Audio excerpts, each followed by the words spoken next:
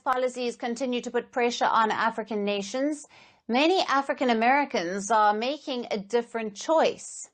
A growing number of African Americans say they are considering leaving the United States and relocating to... While US politicians tighten their grip on Africa, while Washington pushes policies meant to shape the continent's future, something unexpected is happening in silence. Thousands of African Americans are quietly doing the opposite. They're not dreaming of the US anymore.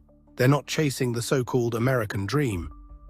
Instead, they are packing their bags, selling their homes, and boarding one-way flights to Africa. Not for vacation, not for a short escape, but to start over, permanently. It's a movement nobody predicted, a reversal nobody prepared for, and yet it's growing faster than anything the world has seen in decades.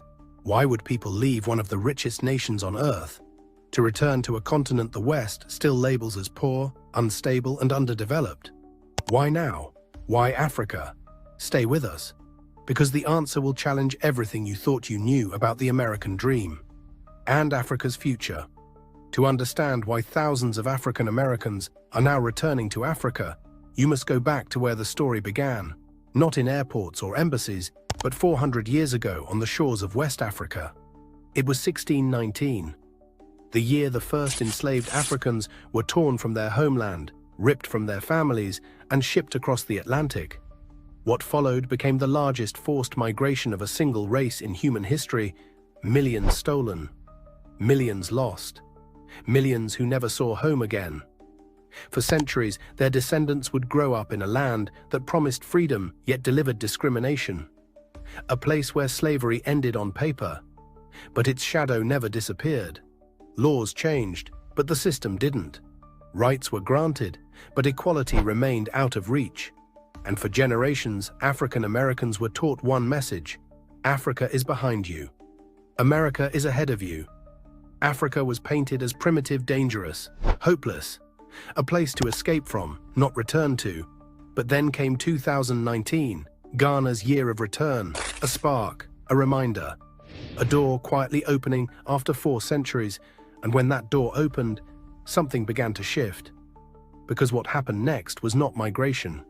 It was a spiritual awakening, a reversal no one saw coming, a reversal that would explode into a movement after one event that shook the entire world, and that's where our story turns. But before we continue, don't forget to like, subscribe, and hit the bell for more powerful stories.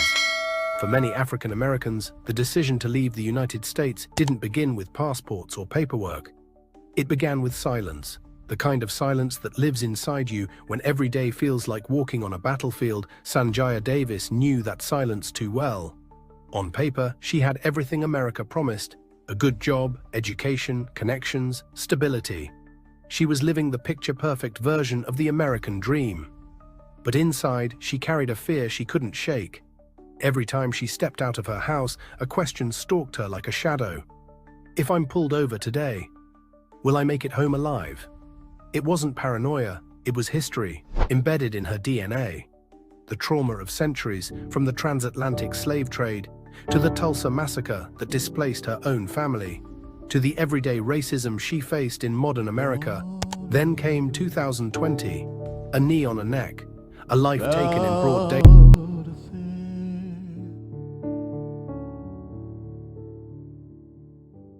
Cause every little thing gonna be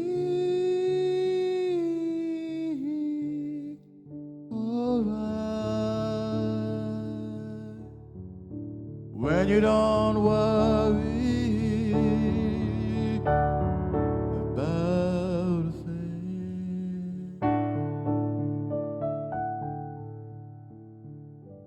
Every little thing gonna be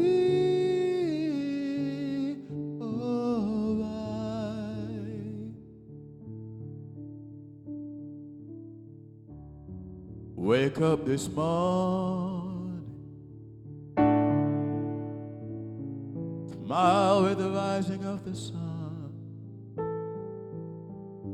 3 little birds pitch by my doorstep.